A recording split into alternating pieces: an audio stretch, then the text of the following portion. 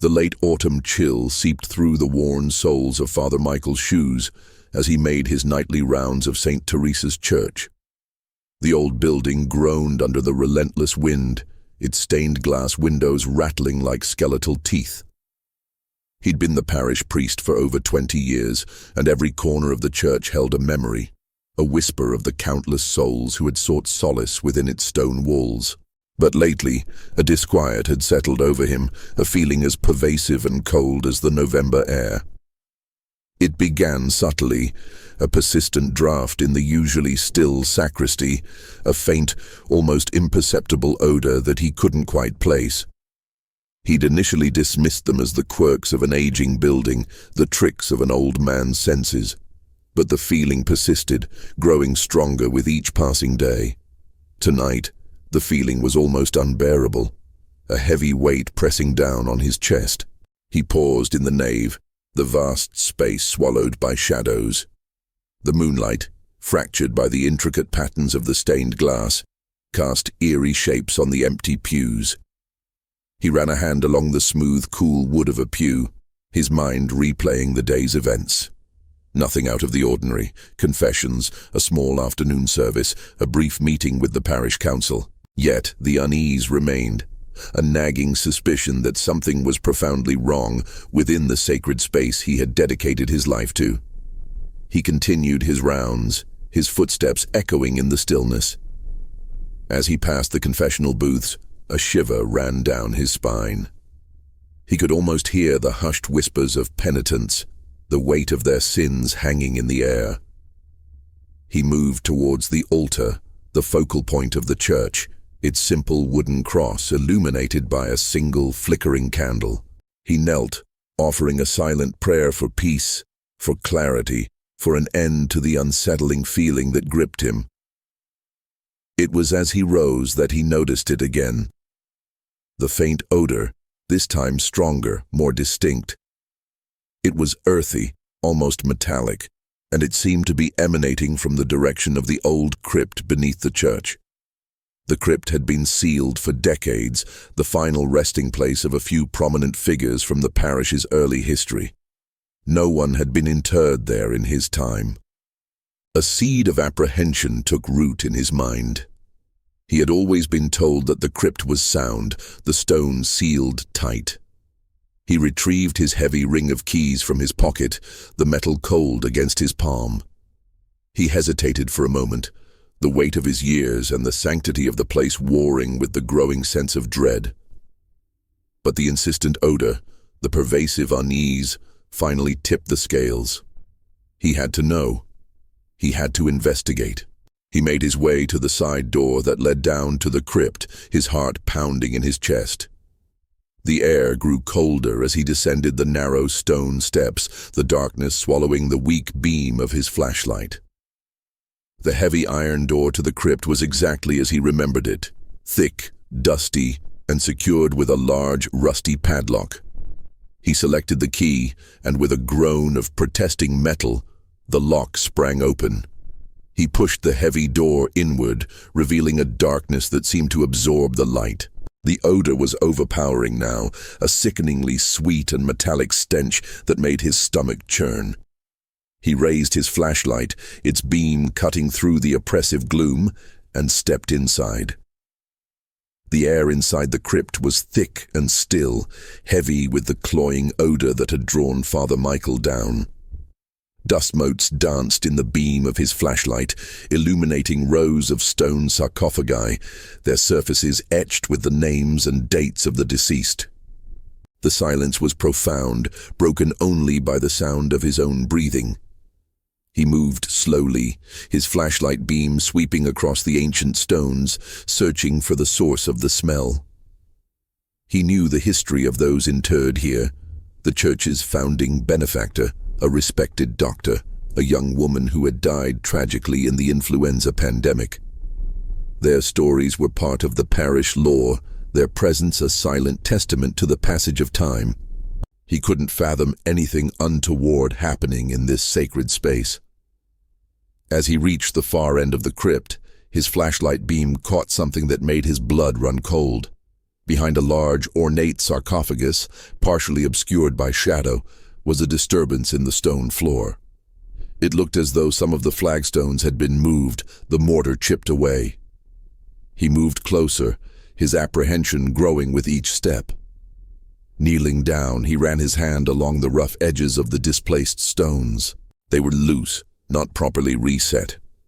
Someone had been here recently and they had been digging. A wave of nausea washed over him as the full implication of the metallic odor hit him. It wasn't the smell of decay, it was the unmistakable scent of dried blood. With trembling hands, he managed to dislodge one of the loose stones. Beneath it was darkness, a gaping hole leading further down. The odor that wafted up was even stronger here, almost suffocating. He shone his flashlight into the opening, the beam swallowed by the blackness. He couldn't see the bottom. He stood up, his mind reeling. Who would be digging in the crypt? And what was hidden beneath the floor? The thought of desecrating this holy place, of disturbing the rest of the departed, filled him with horror. But the undeniable evidence of recent activity, the chilling odor, compelled him to investigate further. He returned upstairs, his mind racing. He needed help, but who could he trust with such a disturbing discovery? He thought of the parish council, but the news was too shocking, too potentially damaging to the church's reputation. He considered calling the police, but what would he tell them? That he smelled something strange in the crypt? They would think he was a senile old man. He decided to confide in Father Thomas, the young assistant priest who had joined the parish a few years ago. Father Thomas was devout, level-headed, and discreet. He would know how to handle this delicate situation. He found Father Thomas in his small office, preparing for morning mass. The young priest looked up in surprise as Father Michael entered, his face pale and drawn. "Father Michael, is everything all right?" Father Thomas asked, his brow furrowed with concern. Father Michael took a deep breath and recounted his discovery, his voice barely above a whisper. He described the odor, the loose stones in the crypt, the dark hole beneath the floor. Father Thomas listened intently, his initial surprise giving way to a look of grave seriousness. "We need to see this for ourselves, Father," Father Thomas said, rising from his chair. Together they descended to the crypt, the heavy silence amplifying their apprehension. Father Thomas's flashlight beam joined Father Michael's, cutting through the darkness. When they reached the disturbed section of the floor, Father Thomas knelt down, examining the loose stones. He, too, noticed the faint traces of dried blood. "What do you think it could be, Father?" Father Thomas asked, his voice hushed. Father Michael shook his head, his mind a whirlwind of disturbing possibilities. "I don't know, Thomas, but I fear we are about to uncover something terrible." With a shared sense of dread, Father Michael and Father Thomas worked to remove the remaining loose flagstones. The task was difficult, the heavy stones resisting their efforts, but their combined strength eventually prevailed. The hole beneath them was larger now, revealing a crude, roughly dug tunnel leading downwards. The sickeningly sweet and metallic odor emanating from the depths was almost unbearable. Father Thomas retrieved a sturdy rope from the church's maintenance closet. Securing one end to a heavy stone sarcophagus, he carefully lowered the other end into the darkness. "I'll go first, Father," he said, his voice determined. Father Michael nodded, his heart heavy with worry. He watched as Father Thomas carefully descended into the hole, his flashlight beam bobbing in the darkness. For a long moment, there was only silence. Then, Father Thomas's voice echoed up from below, strained and filled with horror. "Father, you need to see this." Father Michael hesitated for only a moment before gripping the rope and slowly lowering himself into the narrow tunnel. The air grew colder and heavier with each foot he descended. The earthen walls were damp and crumbly, and the stench was now overwhelming. Finally, his feet touched solid ground. He found himself in a small, roughly hewn chamber. The beam of his flashlight swept across the scene, and he gasped, his stomach lurching violently. Laid out on the dirt floor were human remains, skeletons, partially decomposed bodies, their clothing tattered and stained. There were dozens of them, arranged in a disturbingly orderly fashion. The metallic odor was the unmistakable smell of dried blood soaked into the earth and clinging to the bones. Father Michael felt a wave of dizziness wash over him. He leaned against the damp wall for support, his mind struggling to comprehend the horrific sight before him. Who were these people? How had they ended up here, hidden beneath St. Teresa's for what must have been many years? And why? Father Thomas moved among the bodies, his face pale with shock and disgust. He carefully examined some of the remains, noting the state of decomposition and the types of clothing. "Some of these look quite old, Father," he said, his voice barely audible. "Others, they might be more recent." As Father Michael's initial shock began to subside, a cold dread washed over him. The sheer number of bodies, the clandestine nature of their burial, suggested something far more sinister than a simple act of concealment.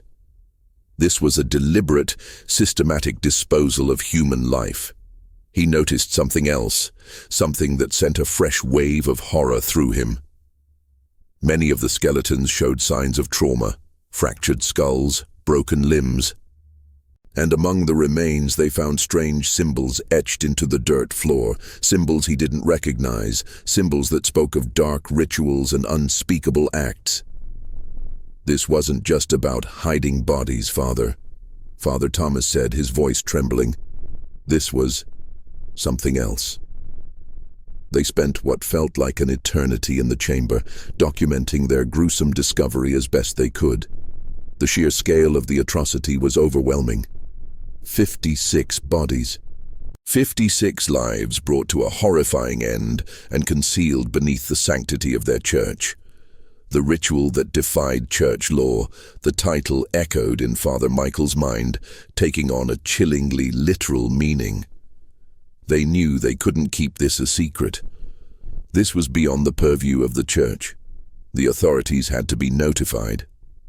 But the thought of the scandal, the media frenzy, the violation of the sacred trust placed in them, filled Father Michael with a deep sense of foreboding. As they prepared to leave the chamber, Father Michael noticed something glinting in the dirt near one of the more recently deceased bodies.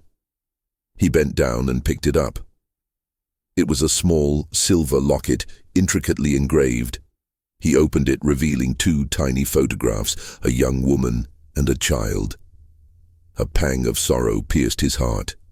These were not just anonymous remains, they were people with lives, families, loved ones, and their stories were buried here with them, waiting to be unearthed.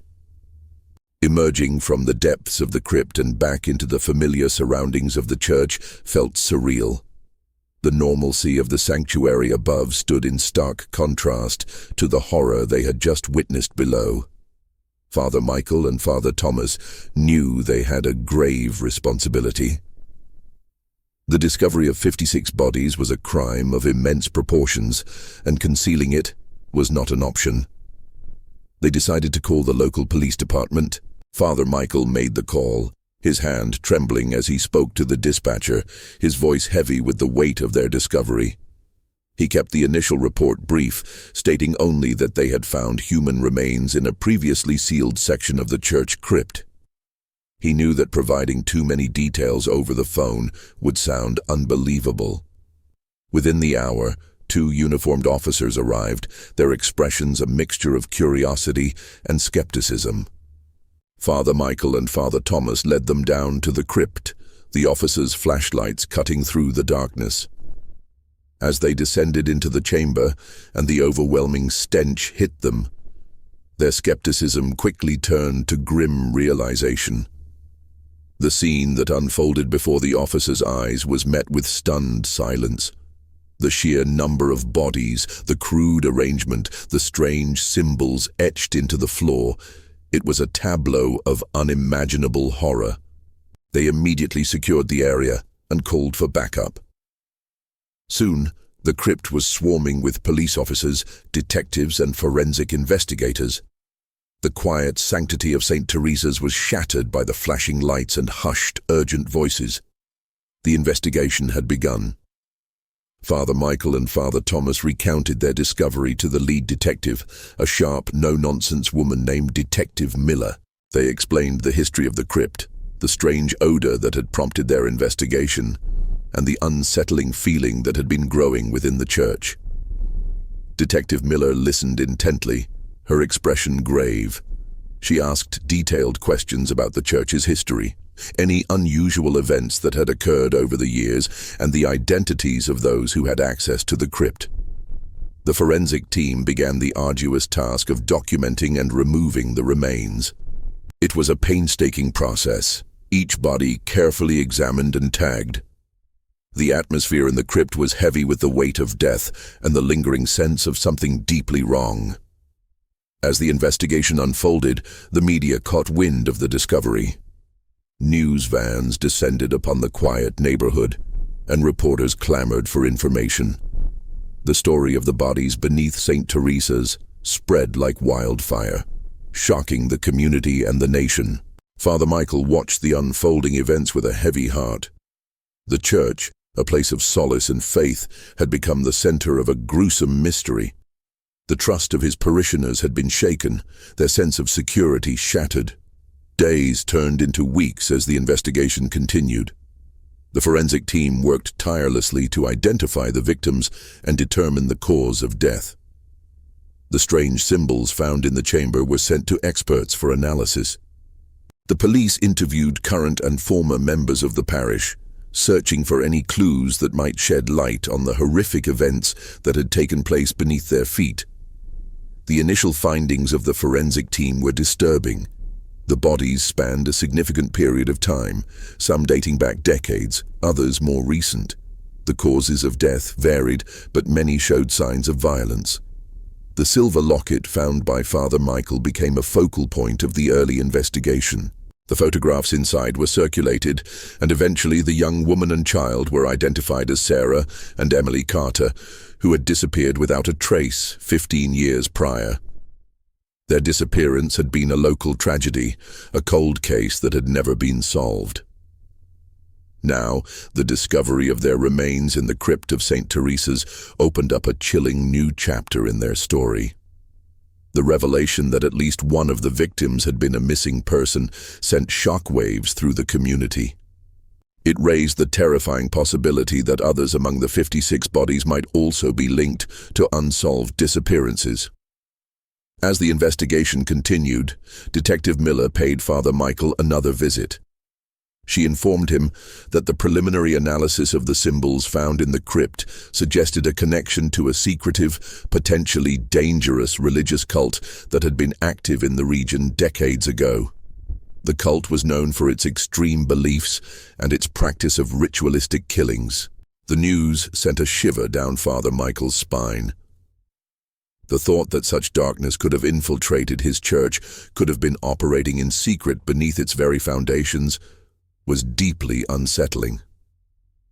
"Father," Detective Miller said, her gaze serious, "it's possible that someone within the church, past or present, may have been involved with this cult. We need your help to uncover any information that might be relevant." Father Michael nodded grimly. He knew he had to cooperate fully with the authorities, no matter how painful the truth might be. The secrets hidden beneath St. Teresa's had remained buried for too long. It was time for them to be brought to light. If you're finding this story as chilling and intriguing as we are, please take a moment to subscribe to our channel for more unsettling tales. We'll be continuing the mystery of St. Teresa's in the chapters to come. Remember, this is a work of fiction. Detective Miller's words hung heavy in the air. A religious cult operating within or connected to St. Teresa's. It was a horrifying prospect.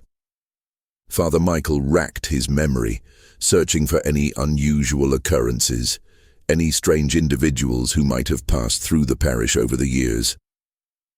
But his mind drew a blank. He had served St. Teresa's for 2 decades, and before him his predecessor, Father Davies, had been a kind and devout man.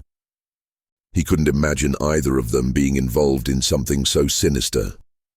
He shared what little he knew about the church's history with Detective Miller, focusing on the early years when the crypt was still in use. The individuals buried there were prominent members of the community, pillars of the church. He couldn't see any connection to a shadowy cult. Detective Miller explained that the cult had been active primarily in the 1960s and 70s, a period before Father Michael's arrival. They had been linked to several unsolved disappearances and were rumored to have engaged in bizarre rituals and human sacrifices. Their activities had eventually faded from public knowledge, and they were presumed to have disbanded. The discovery in the crypt suggested otherwise. The investigation widened, focusing on the church's records from those earlier decades. Parish archives were meticulously searched, old photographs and documents examined for any potential links to the cult. Former members of the parish who had been active during that period were interviewed, their memories probed for any recollections of strange occurrences or suspicious individuals. Father Thomas assisted in the archival research, his youthful energy proving invaluable in sifting through the dusty records. They found lists of past clergy, details of church events and membership rosters. But there was nothing that immediately stood out, no obvious connection to the cult. Meanwhile, the forensic investigation continued to yield disturbing clues. Some of the more recent victims showed traces of a specific type of herbal concoction in their remains, a concoction that matched descriptions of substances used by the cult in their rituals. This strengthened the theory that the killings had continued over a long period, possibly spanning decades. The strange symbols found in the crypt were identified by experts as belonging to the same cult, further solidifying the connection. They were symbols of sacrifice and death, twisted and macabre. As the investigation progressed, the media scrutiny intensified. St. Teresa's became a focal point of morbid fascination, the once sacred space now associated with unspeakable horror. The parish community struggled to cope with the revelations, their faith tested by the darkness that had been hidden beneath their beloved church. Attendance at services dwindled, replaced by a sense of fear and suspicion. Father Michael did his best to comfort his remaining parishioners, offering words of solace and reassurance. But he himself was deeply troubled by the unfolding events. The discovery had shaken his faith, forcing him to confront the reality that evil could exist even in the most sacred of places. One afternoon, while reviewing old baptismal records, Father Thomas stumbled upon a series of entries from the late 1960s that seemed unusual. Several children had been baptized at St. Teresa's, but there was no corresponding record of their births in the local municipality. It was as if these children had never officially existed. He brought his findings to Father Michael, who felt a cold knot of dread tighten in his stomach. Could these missing birth records be connected to the bodies in the crypt? Had these children been victims of the cult? They shared this information with Detective Miller, who immediately launched an investigation into the missing birth records. Her team delved into archives, cross-referencing church records with official government documents. The results were even more disturbing than they had feared. Not only were there discrepancies in birth records, but several families who had been active in the parish during the 1960s and 70s had seemingly vanished without a trace. The pieces of the puzzle were slowly starting to come together, painting a grim picture of a cult that had infiltrated St. Teresa's, using its sanctity as a cover for their horrific activities. But the question remained, who were the members of this cult, and how had they managed to operate undetected for so long? And most importantly, was anyone connected to the cult still alive, still a part of the parish? The thought sent a shiver of fear down Father Michael's spine. The darkness beneath St. Teresa's might not be confined to the crypt. It could still be lurking in the shadows, waiting to resurface. The revelation of the missing birth records and vanished families cast a long shadow over the investigation.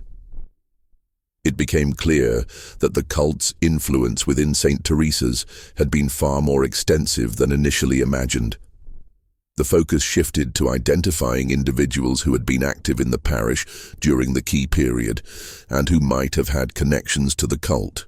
Detective Miller's team meticulously reviewed the church's membership lists from the 1960s and 70s, cross-referencing names with other available records.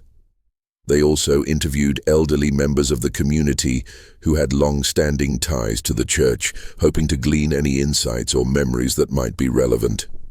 One name repeatedly surfaced in the old records: Elias Thorne. He had been a prominent figure in the parish council during the late 1960s and early 70s, described in old meeting minutes as a charismatic and influential man. However, his name disappeared from the records abruptly in the mid-1970s, with no explanation given. Intrigued, Detective Miller delved deeper into Thorne's background.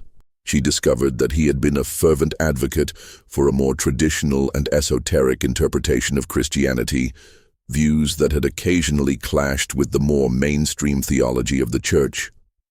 There were also rumors, whispered among some of the older parishioners, that Thorne had been involved in secret gatherings and unconventional religious practices. With this new lead, Detective Miller's team tracked down any living relatives or acquaintances of Elias Thorne. They found an elderly woman, a former neighbor, who remembered Thorne as a strange man, always talking about things I didn't understand. She recalled seeing unusual groups of people visiting his home late at night, engaging in hushed conversations and carrying cloaked figures inside. Another former acquaintance revealed that Thorne had developed a fascination with ancient religious texts and obscure rituals. He had reportedly amassed a collection of rare and potentially heretical books. The pieces were beginning to fall into place. Elias Thorne, a powerful figure within St. Teresa's during the likely period of the cult's activity, with a known interest in esoteric beliefs and a history of secretive behavior. He became the prime suspect, the potential leader of the cult that had operated beneath the church. But Thorne had vanished decades ago. Where had he gone? Was he still alive? And if so, could he provide any answers about the horrors hidden in the crypt? The investigation expanded to include a nationwide search for any trace of Elias Thorne. His name and photograph were circulated among law enforcement agencies, and old records were scoured for any indication of his whereabouts. Meanwhile, Father Michael continued to grapple with the implications of the discoveries. The thought that a man who had once held a position of respect within his church could have been responsible for such unspeakable acts filled him with a profound sense of betrayal and disillusionment. He felt a deep responsibility to uncover the truth, not only for the sake of the victims and their families, but also for the healing of his shattered parish. He spent hours in the church's archives, poring over old documents, searching for any mention of Elias Thorne or any other unusual activities during that period. He spoke with the remaining long-time members of the parish, listening to their recollections, hoping to piece together a clearer picture of the church's past. One elderly parishioner, Mrs. Eleanor Davies, who had been a young woman in the 1960s, remembered Elias Thorne vividly. He was a captivating speaker, she recalled, her voice frail but clear.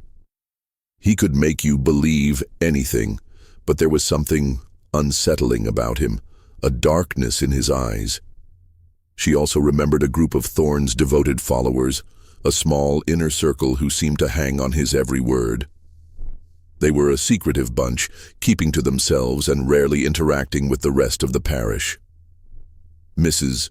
Davies remembered a few of their names: Arthur Jenkins, Margaret Olson, and a man known only as Silas. This new information provided Detective Miller with additional leads. Her team began to investigate these individuals, searching for any records or living relatives that might shed light on their involvement with Thorne and the cult. The search for Elias Thorne intensified. Investigators tracked down old property records and financial transactions associated with him, hoping to uncover a clue to his disappearance. They discovered that in the mid-1970s, Thorne had liquidated his assets and seemingly vanished without a trace. There was no record of him leaving the country or any subsequent legal or financial activity. It was as if he had simply ceased to exist. The mystery deepened. Had Thorne gone into hiding? Had he met with foul play? Or was it possible that he was still alive, perhaps even living under a different identity? The chilling thought that the orchestrator of the horrors beneath St. Teresa's might still be out there somewhere sent a renewed sense of urgency into the investigation. Weeks turned into months, and the investigation into the St. Teresa's bodies case continued to dominate the local and national news. The forensic team had completed their initial examination of the remains, providing a clearer picture of the timeline of the killings. The earliest victims dated back to the late 1960s, coinciding with Elias Thorne's rise to prominence within the parish. The most recent deaths appeared to have occurred within the last 15 years, around the time of Sarah and Emily Carter's disappearance. The identification of the other victims proved to be a painstaking process. Many were unidentified, their identities lost to time. However, through dental records, DNA analysis, and comparisons with missing persons reports, a few more names were added to the grim list. Several of them matched the missing children from the late 1960s and early 70s that Father Thomas had discovered in the baptismal records. The investigation into Elias Thorne and his known associates continued to yield some intriguing, albeit unsettling, information.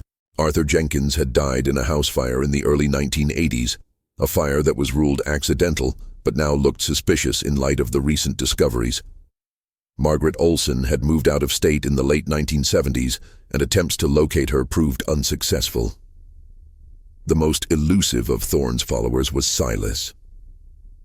There were no official records of anyone by that name associated with St. Teresa's or the surrounding community. It was possible that Silas was an alias, or that the individual had deliberately remained outside of official records. Detective Miller's team focused on Thorne's known interest in obscure religious texts. They managed to track down some of the books he had reportedly owned, finding them in the possession of rare book collectors and university libraries. Within the pages of these ancient texts, they found passages detailing ritualistic sacrifices and the worship of dark deities, passages that eerily mirrored the symbols found in the crypt. The investigation began to explore the possibility that the cult had not simply disbanded after Thorne's disappearance, but had continued to operate in secret, perhaps with a new leader. Could someone else have taken Thorne's place, carrying on his horrific legacy beneath the unsuspecting church? Father Michael found himself increasingly drawn into the investigation, feeling a moral obligation to help uncover the full truth. He spent countless hours with Detective Miller, sharing his knowledge of the church's layout, its history, and its past and present members. He provided her with old photographs and parish directories, hoping to jog the memory of anyone who might have known Thorne and his followers. One evening, while reviewing a series of old photographs of church events, Father Michael noticed a familiar face in the background of a picture from the early 1970s. The man was standing slightly apart from the main group, his expression obscured by shadow. There was something about his posture, his build, that struck Father Michael as familiar. He couldn't place the face, but a nagging feeling persisted. He showed the photograph to Detective Miller, pointing out the unidentified man.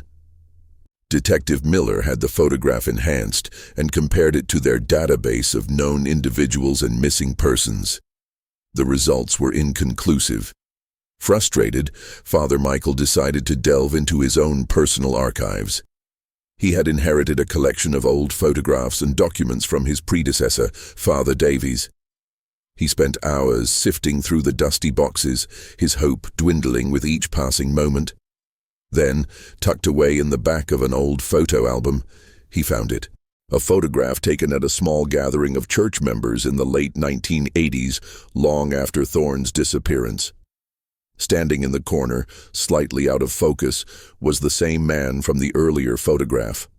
This time, his face was clearer. Father Michael's breath caught in his throat. He recognized the man.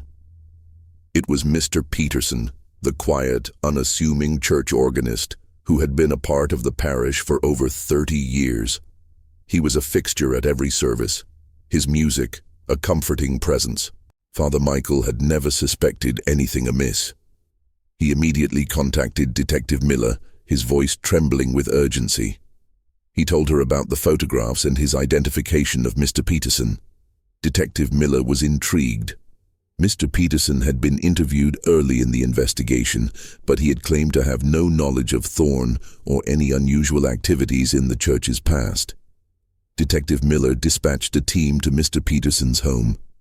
They found him there, living a seemingly quiet and solitary life. He was brought in for questioning. Initially, he maintained his innocence, denying any connection to Elias Thorne or the cult. But as Detective Miller presented him with the photographs and the mounting evidence, his composure began to crack. After hours of intense interrogation, Mr. Peterson finally confessed. He admitted to being the Silas mentioned by Mrs. Davies, a devoted follower of Elias Thorne. He revealed the horrifying details of the cult's rituals, the sacrifices that had taken place in the crypt, and Thorne's twisted ideology. He claimed that after Thorne's disappearance, he had taken over as the leader of the remaining cult members, continuing their horrific practices in secret. He confessed to the more recent killings, including the murders of Sarah and Emily Carter, who had stumbled upon their activities. The truth, when it finally came to light, was even more disturbing than Father Michael could have imagined. The quiet, familiar face of the church organist had concealed a dark and terrifying secret. The darkness beneath St. Teresa's had a name, a face, and a chillingly ordinary presence within the community. The mystery deepens with the shocking revelation. Don't miss the next chapter as we uncover more of the horrifying truth. Subscribe now to stay with the story. Remember, this is a work of fiction. Mr. Peterson's confession sent shockwaves through the stunned community. The revelation that the mild-mannered church organist was a key figure in the decades-long cult activity was almost unbelievable. The parishioners of St. Teresa's struggled to reconcile the familiar face with the monstrous acts he had admitted to. He detailed how Elias Thorne had indoctrinated a small group within the church with his extremist interpretations of Scripture and his fascination with ancient, dark rituals. Peterson had been one of Thorne's most devoted followers, readily embracing the cult's twisted ideology of sacrifice and purification. Peterson explained that the crypt had been chosen as the cult's secret sanctuary due to its secluded location, and the belief that the presence of consecrated ground would somehow amplify the power of their rituals. He described the horrific ceremonies that had taken place there over the years, the victims, many of them vulnerable individuals from the fringes of society, as well as the children born within the cult, offered up in the name of their dark beliefs. He claimed that Thorne's disappearance in the mid-1970s had created a power vacuum within the cult. After a period of uncertainty, Peterson, driven by his unwavering belief in Thorne's teachings, had assumed leadership, continuing the rituals and sacrifices in secret. He had become adept at concealing their activities, operating discreetly, and eliminating anyone who posed a threat to their secrecy. Sarah and Emily Carter, Peterson confessed, had inadvertently stumbled upon one of their secret gatherings in the woods near the church. Fearing that they would expose them, Peterson had lured them into the crypt under false pretenses and murdered them. The herbal concoction found in some of the remains, Peterson revealed, was a mixture used in their rituals, intended to induce a state of compliance and dissociation in the victims. As Peterson's confession unfolded, Detective Miller's team worked to corroborate his claims. They revisited the crypt, focusing on areas Peterson had described, and uncovered further evidence of the cult's activities, including hidden chambers and ritualistic artifacts. The information provided by Peterson also helped to identify more of the previously unknown victims. He was able to recall names and details about individuals who had been part of the cult or who had been targeted by them over the years. The investigation extended beyond St. Teresa's, as Peterson revealed other locations where the cult had held meetings and performed rituals. These included secluded properties in the surrounding countryside, further underscoring the extent of their clandestine operations. The psychological impact of the revelations on Father Michael and the remaining parishioners was profound. Their sanctuary had been defiled, their faith shaken to its core. Father Michael struggled with feelings of guilt and responsibility, wondering if he could have done anything to prevent the horrors that had unfolded beneath his church. Detective Miller assured him that there was no way he could have known. The cult had operated in deep secrecy for decades, its members skilled at deception and concealment. As the legal process against Mr. Peterson began, the community grappled with the enormity of the crimes that had been committed in their midst. The story of the 56 bodies beneath St. Teresa's became a chilling reminder of the darkness that can lurk beneath the surface of even the most seemingly ordinary places. The church itself became a somber monument to the tragedy. The crypt was sealed off, a permanent reminder of the lives that had been lost and the evil that had taken root there. The future of St. Teresa's hung in the balance, its reputation forever tarnished by the horrific discoveries. Father Michael faced the difficult task of trying to rebuild the trust of his remaining parishioners and to help them heal from the trauma they had experienced. He held special services of remembrance for the victims, offering prayers for their souls and for the healing of the community. The investigation also focused on whether there were any other surviving members of the cult.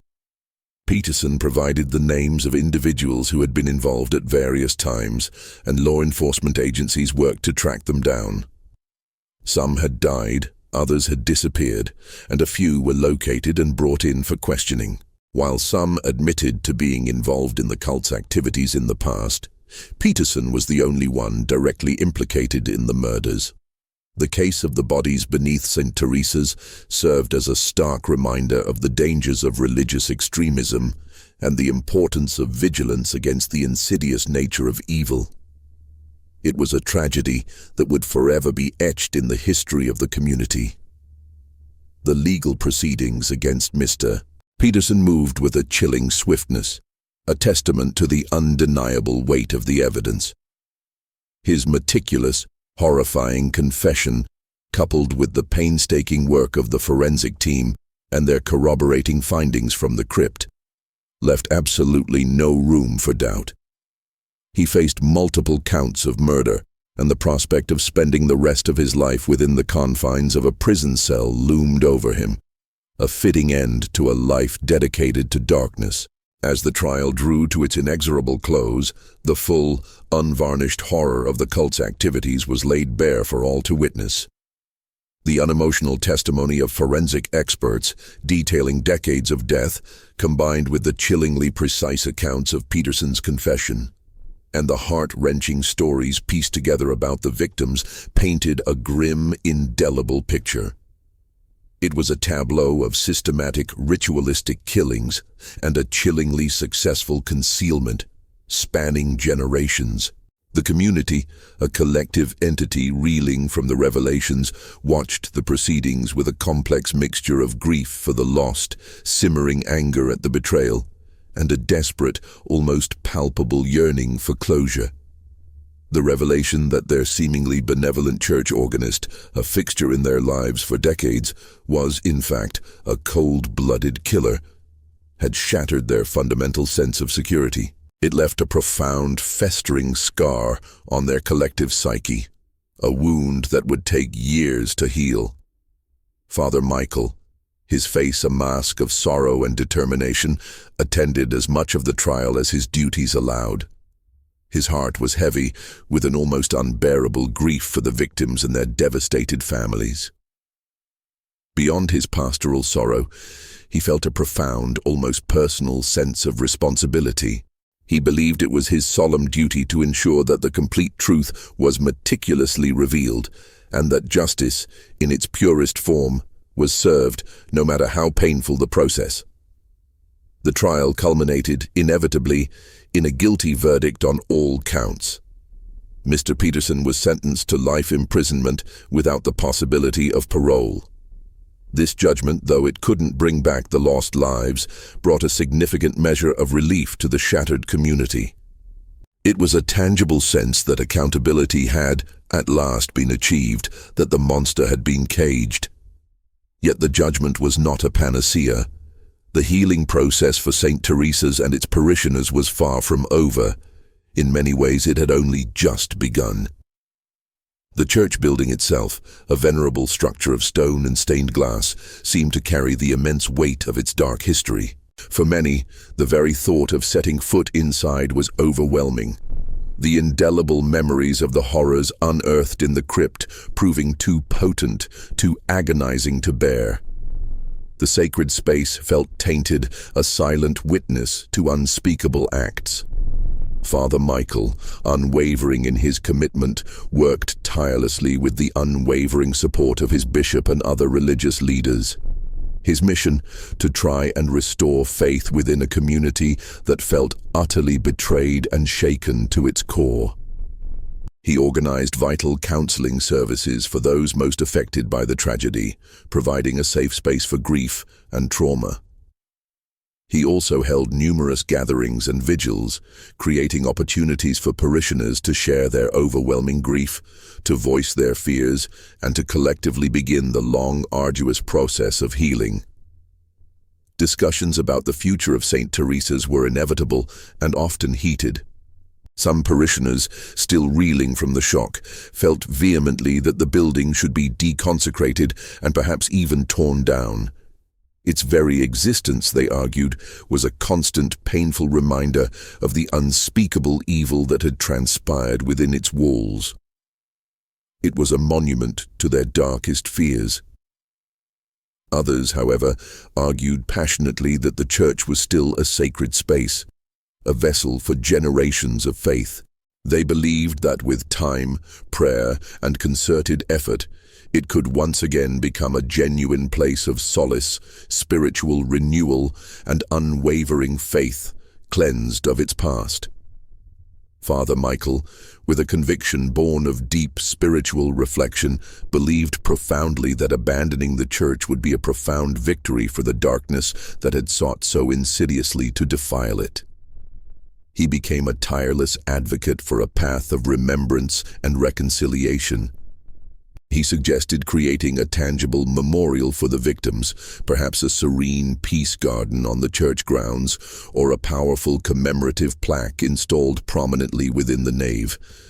He argued with unwavering passion that the church could be transformed from a symbol of horror into a potent beacon of hope. It could become a place where the community could collectively grieve, heal their shattered spirits, and most importantly, reaffirm their faith in the face of unspeakable evil. He emphasized repeatedly that the building itself was innocent. It was the chilling actions of wicked individuals who had desecrated its sanctity, not the stones themselves. The diocese, after much deliberation and profound consideration, ultimately agreed with Father Michael's courageous vision. They initiated a prolonged period of solemn reflection and spiritual restoration. The crypt, the epicenter of the horror, was permanently sealed with a new, reinforced stone slab. This enduring marker bore a simple yet profound inscription. In memory of those lost, and for the triumph of light over darkness, it would stand as a poignant, permanent reminder not of the cult's abhorrent victory, but of its ultimate exposure and its resounding defeat. The church then underwent a comprehensive, almost ritualistic deep cleaning, not merely physical but profoundly spiritual. Father Michael led numerous heartfelt prayer services, often inviting other clergy from the wider diocese to participate in a powerful series of rituals aimed at reconsecrating the space and meticulously cleansing it of the lingering malevolence. The vibrant stained glass windows, which had once cast eerie, unsettling shadows that seemed to whisper of secrets, now seemed to filter the sunlight with a renewed, almost tangible sense of warmth, peace, and hope. The slow, arduous process of rebuilding trust within the parish community began, brick by painful brick. Father Michael personally reached out to the families of the identified victims, offering comfort, solace, and unwavering support. He understood, with profound empathy, that their pain ran deeper than anyone could truly comprehend. Yet he offered what he could, a deeply listening ear, sincere apologies on behalf of the institution that had unknowingly harbored such evil, and a solemn promise that the victims would never be forgotten, their lives honored and remembered. The focus gradually but firmly shifted from the suffocating horror of the past to the fragile yet very real possibility of a renewed future. The community, once scattered and fearful, started to hold small gatherings again. These were tentative at first, filled with an unspoken apprehension, but gradually they grew in confidence, fostering a renewed sense of unity. The eerie silence that had fallen over St. Teresa's, once broken only by the whispers of dread, was slowly replaced by the gentle murmur of conversations, the quiet, comforting rustle of prayer books, and, most powerfully, the hesitant, joyful return of the children's laughter. The physical church remained a tangible, enduring link to a painful past, but it also transformed into a powerful symbol of resilience and the enduring, unbreakable power of faith. The dark secrets had been exposed, purged from the shadows, and now, in their hallowed place, a fragile but fiercely determined hope began, at last, to bloom. Years folded into seasons, and St. Teresa's Church slowly, painstakingly, began to reclaim its identity. It was no longer just the site of an unspeakable horror, but a testament to resilience, a cornerstone of a community forever marked, yet not broken by its history. The initial media circus, with its insatiable appetite for the macabre, had long since subsided. In its place emerged a quieter, more respectful narrative in documentaries and articles, acknowledging the Church's arduous journey toward healing. The saint, Teresa's bodies, transitioned from a shocking headline to a chilling case study in psychological horror, a haunting reminder of the insidious nature of secret societies and the depths of human depravity. It became a cautionary tale, retold in hushed tones in true crime books and broadcast documentaries, always emphasizing the chilling truth that the monsters were not supernatural, but terrifyingly real. Father Michael, his once full head of hair now largely grey and his face etched with deeper lines of experience, remained steadfast at St. Teresa's. He had chosen to stay, a silent sentinel, believing it was his sacred duty to guide his flock through the treacherous aftermath. His mission was to help them reconcile their shaken faith with the unimaginable evil that had festered beneath their holy ground. He personally oversaw the creation of the Garden of Remembrance, a beautiful, tranquil space on the church grounds where the air hummed with a quiet peace. Filled with vibrant white roses, symbolizing purity and new beginnings, and centered by a simple, elegant stone bench. It bore the engraved names of the identified victims. It wasn't just a garden. It was a sanctuary for quiet contemplation, a living testament to the innocent lives lost, and to the community's unwavering, almost defiant commitment to remember them, ensuring their sacrifice was not in vain. The attendance at St. Teresa's never quite swelled back to its pre-scandal levels, a subtle, lingering scar.